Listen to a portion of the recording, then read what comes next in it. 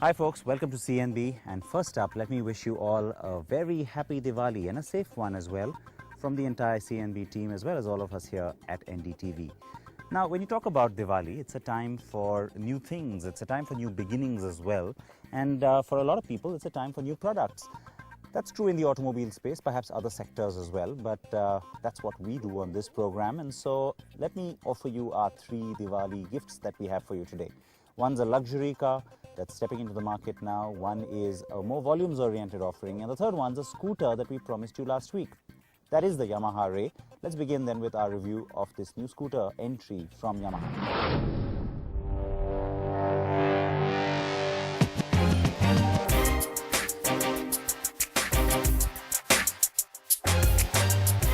The Auto Expo in January 2012 threw up a lot of products in either concept or production avatar that were promised to us through the year.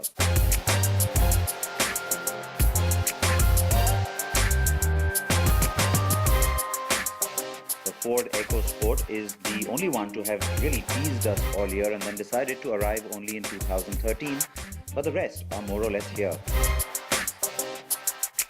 The Renault Duster is here. So is the Tata Safari Storm, the Toyota Camry and Honda Dream Yuga are here too, and the Chevrolet Sail has also been launched. And so has this scooter. Yamaha promised to step into the scooter space, and after showing us the concept at the Auto Expo, the Ray was christened a few months later and has now been launched. The Ray does have good looks though. The body is pretty well sculpted and the sharp lines complement the apron-mounted headlamp and clear lens indicators.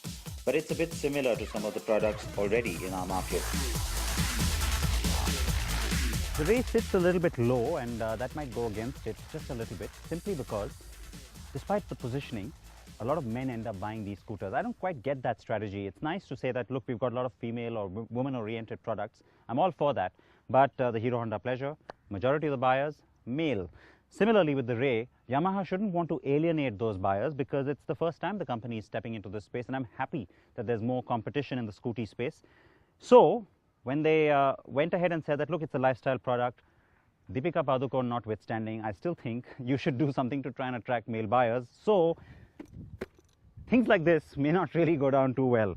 Art of Excitement, it actually says that on it. It's got a little butterfly, and you know what? It's the official sort of gear to go along with the Ray. I'm all for merchandising like that too, but they sent me this rather pink helmet in the hope that I'm going to wear that while I ride this scooter. Now, I am man enough to wear a pink shirt every now and then, so maybe I could actually consider putting this on and taking this scooter out for a spin. Nah. Okay, so I got scared by a little wee pink helmet. But let's get on with the ride, shall we? The front telescopic fork suspension gives the Ray a pretty solid feel. It comes across as well-built and mature. Now Yamaha insists that the Ray is an all-new product and has no carryovers from its existing scooters in other markets. Acceleration on the Ray is smooth enough, though initial startup is just a tad slower than desired. The scooter's got good torque though, and that's deliberate to take care of the extra load of pillion riders. The figures do it justice, though won't blow anyone away. This scooter is meant for young female riders, remember, and the idea is to perhaps have your friend or classmate who you might want to give a lift to, and that's the kind of service the scooter will carry out with aplomb. It's got a decent instrument cluster, easy to read and practical. The bike has the usual storage bins and bag hooks that you would expect, but there are no extra gadgets or gizmos thrown in. And finally, I come back to the low ride height and positioning. The scooter is comfy despite being low. It looks fairly attractive and edgy, and I believe that positioning it as female only will hurt Yamaha's prospects of really going after a sizable share of the scooter market with the Ray.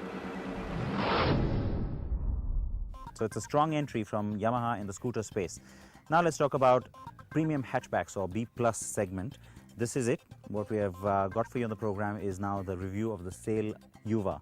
It replaces the Aveo Yuva in the market, and this space hasn't seen too many new entrants besides the Renault Pulse this year, and it is pretty competitive. So what kind of expectations would GM have from this car, especially since it's launching in the Diwali season?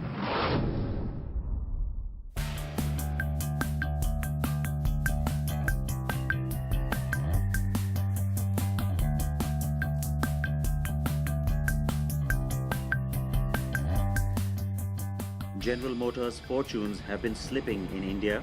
Its sales have declined in the first 6 months of this year, and it hasn't had an all-new product out for a while. So the sale holds a lot of expectation and a lot at stake for the company in India, especially coming just before Diwali. The Sail Yuva is the first of 2 offerings on this platform. The sedan will follow, but we get the hatch first. We have seen this car at the Auto Expo in January, and I got a chance to also see some test cars at the GM plant last year. My first impression, despite wondering why GM would abandon its Korean sourcing base and opt for Chinese models, I really did think the Sail is an attractive looking car. But then I was comparing to the predecessor, wasn't I? I have mixed feelings when it comes to the styling on this car. Mixed because there are some good bits and some bad bits. However, the car it replaces, the Aveo Yuva, it's certainly better looking than that one. That car had the right shape, the right proportions and the right size. However, it just had a very drab face. This one's a lot more attractive, and you're seeing a nice bold look.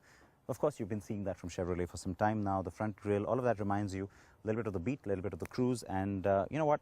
That's a good thing because it makes the car look a lot more attractive.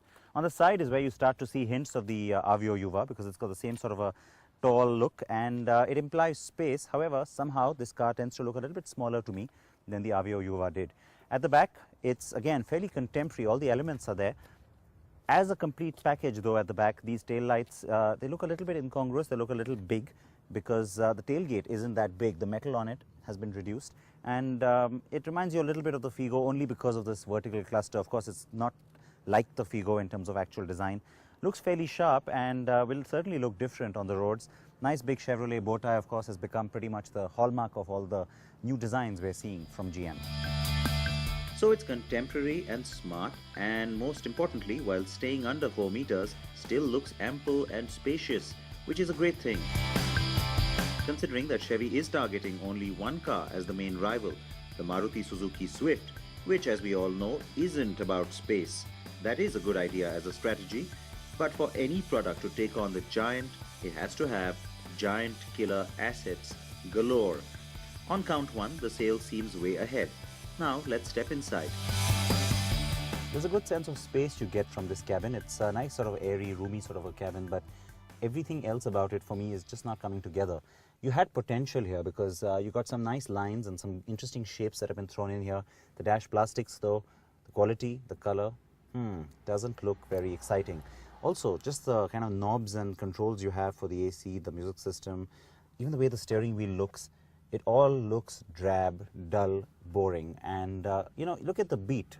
Nice and funky. You could have gone really funky with this car, attracted a lot of younger buyers, or gone a little bit more stately. Compared to the competition, this cabin isn't going to wow anybody. Even the seats, they're not plump, they're not plush, and I have to question the choice of upholstery here as well. You do get a fair amount of equipment though, and so of course at the top end you have airbags, you have Bluetooth connectivity for the phone, you have USB. The instruments, again, a little bit dull looking and not very exciting, frankly. And while you get electric mirrors and you get electric windows, the switches are down here in the middle. Again, I just can't understand that because that's very archaic. They don't look very great either or feel very great. Why would you do that? Why wouldn't you just have them here on the door like all normal cars do? And finally, I just want to mention that the position is all right of the seat, but under thigh support isn't great, and the position of the pedals, a little bit strange, that angle. It's a little too sharp. It should have been a little bit gentler because your feet start to hurt a little bit after you've been driving for a while. Now here's where things have not gone well, have they? The Swift is definitely more stylish on the inside, The simple reason? GM has opted for the no-frills model from China. You see, the Chinese market gets this car and also this car as two offerings. The Sonic Aveo hatch is swanky and well-appointed for the urban buyer, and the Sail is more basic for the semi-urban markets, which is why it wasn't financially feasible for GM to bring in a plusher interior on the car that was designed to be basic. So no steering mounted controls, no soft touch dash plastics, no upmarket seats. So GM will only hope the Indian buyer is happy enough with the beige trim palette. The car is available in petrol using the same 1.2-litre engine that goes into the Beat, and has the famed 1.3-litre Fiat Multijet, which GM has co-developed to a certain extent with Fiat, also at its disposal. It's very well tuned to this car and feels sporty. Now this familiar 1.3-litre diesel engine is doing a pretty good job in this car. It's mated fairly well.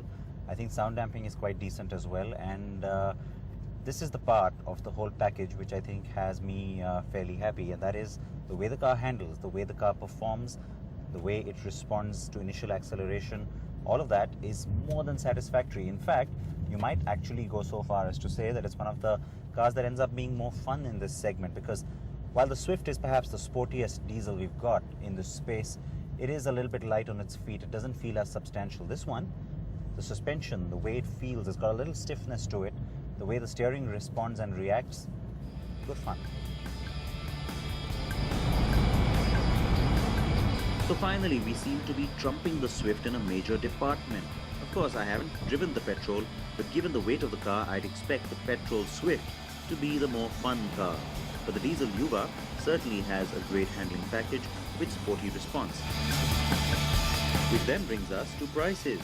The Sail has been priced where you would expect, just above the Beat, even though a slightly more competitive tag would have helped GM way more. And since the market is skewed towards diesel, here's where the comparison matters, with the Swift of course. Variant for variant, this car should have been priced lower than the Swift to make any significant impact in the market. Perhaps GM could have done a Maruti and called it an introductory price, but the entry pricing especially, I believe, is a missed opportunity. One that could have propelled the car maker into a higher orbit with the Sail, somewhat similar to what happened with the Figo versus Maruti's bread and butter, Wagoner and Ritz. Now I hope GM makes the Sail sedan look more plush and inviting and keeps prices very aggressive. But the Sail overall is still a welcome addition to the Indian car bazaar for its size, cabin space and smart diesel drivetrain.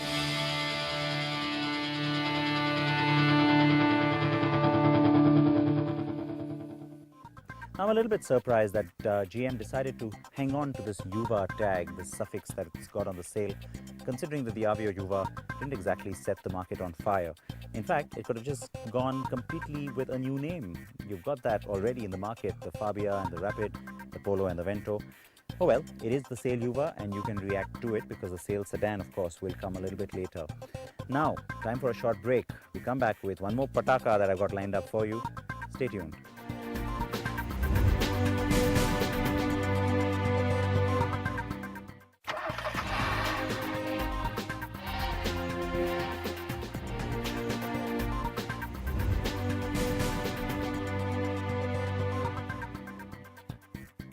Welcome back to CNB. We are stepping into Diwali week, and so once again, season's greetings from all of us to you and your loved ones. Now, let's talk about that firecracker that I promised you. This is an upgrade that's slowly going to be driving into the market in just a few days' time. BMW has updated its 7 Series sedan. Now, this is the flagship of the BMW range. It's also a very significant model, and so naturally, the changes are pretty significant as well. Let's run you through those and take you through what you can expect on the new 7 Series.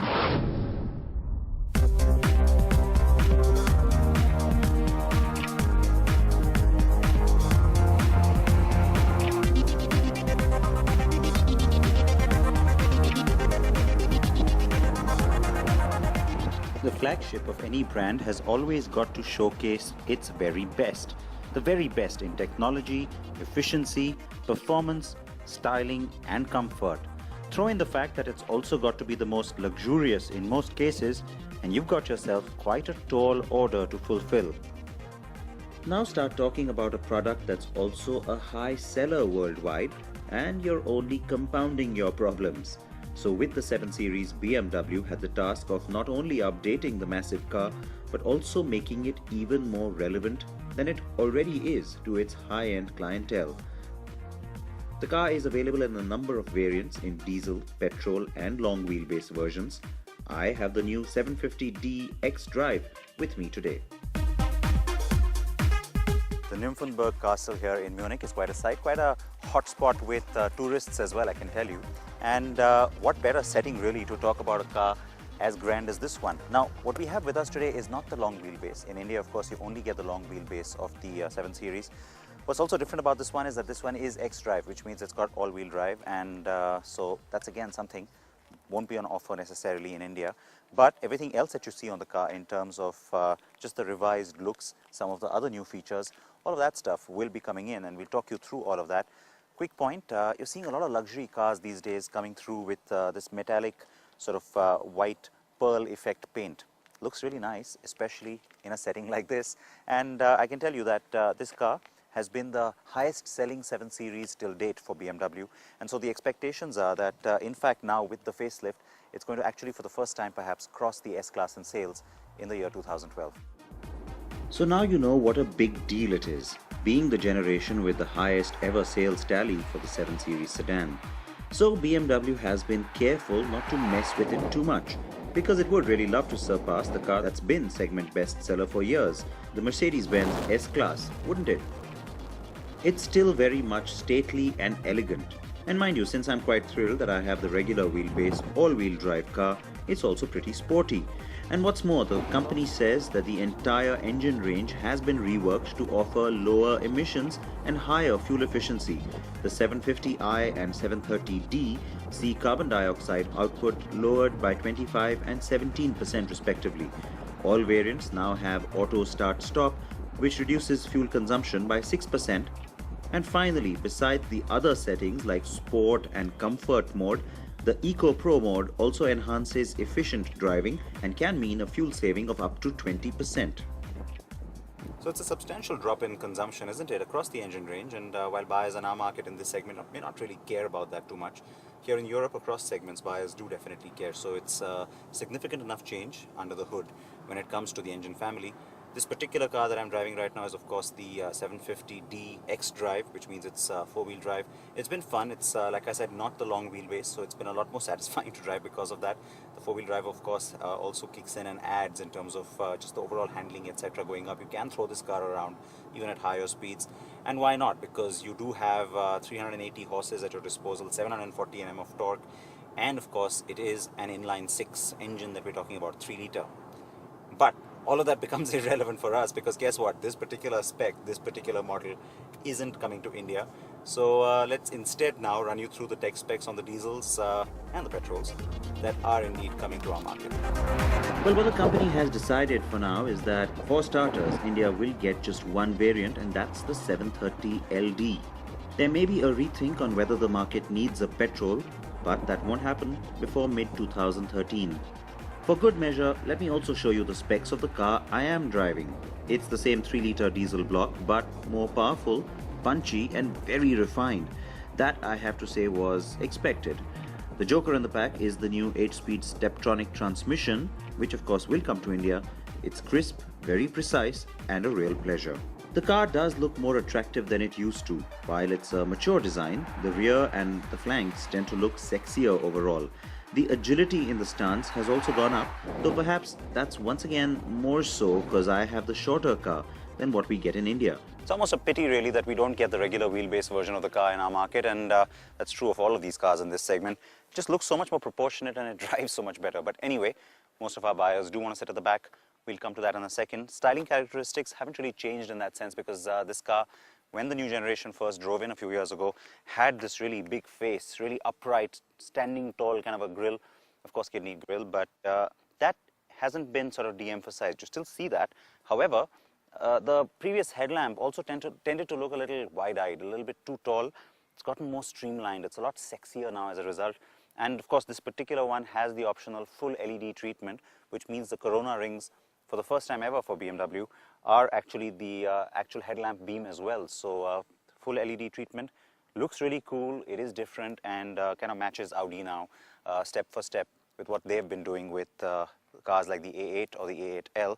The other thing, of course, which a lot of buyers do appreciate in this segment, you got lots of these cameras scattered all around the car. How does that help? Let's go inside to find out. Inside, the cabin is the usual luxurious opulence one would expect at this end of the market. Pleasing tones, customizable to a certain extent, and comfortable seats. Throw in all the gadgets and gizmos one now gets, and it's quite a techie's delight too. This includes head-up display, 3D display on the navigation, connectivity with the cloud, active cruise control, etc, etc. And oh yeah, before I forget, let's talk about those cameras. So the way it works really is you've got cameras all around the car. They give you different kinds of views, and of course you've seen that on other cars before, so it's not new to the 7 Series. I just thought I'll refresh your memory. So put the car in reverse, and instead of the regular rear view camera view that you get, here you actually get a nice aerial shot of the car. And so it really gives you perspective, because it tells you exactly where you are on the road, where the car is, how much space there is on the side. Gently reverse, and then, oh, there you can see I feel like I'm going off the road just a little bit. So correct myself and keep going right alongside and continuing. There you can see. I can see the road opening up. So now I know I have room there to reverse. Clean, simple, really effective, and I can get going. The other thing which you can do is that when you come up to a little intersection, you feel that there's a bit of a blind spot, you're not sure what really lies ahead of you. Well, then you can just put the little camera on, and what you see are the 2 curb views. You get to see what's happening on either side, so that, you know, the nose of the car that's ahead tells you what's really coming up. Is there an oncoming car? Can you get out cleanly? So pretty effective, and just a little bit safer.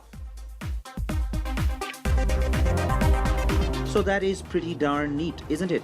Of course, the level of equipment varies depending on how much a buyer wants to spend. The engineers at BMW have also worked to make the cabin quieter than before, by the way, lowering noise levels, especially in the back.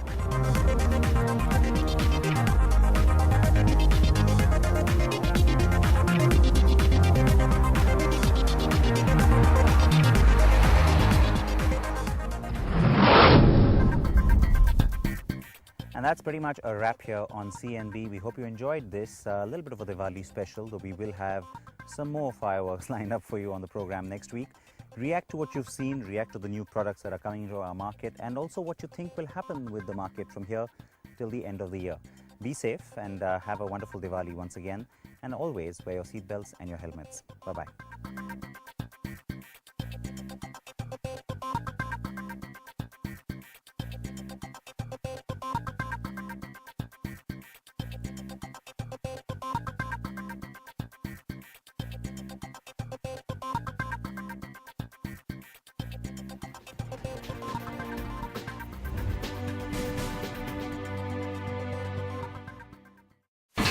India's #1 news app just got even better. Download NDTV's new app. Fully optimized for retina display. Full screen view. Faster response time. And Sudoku. NDTV's new iPad app. Download now.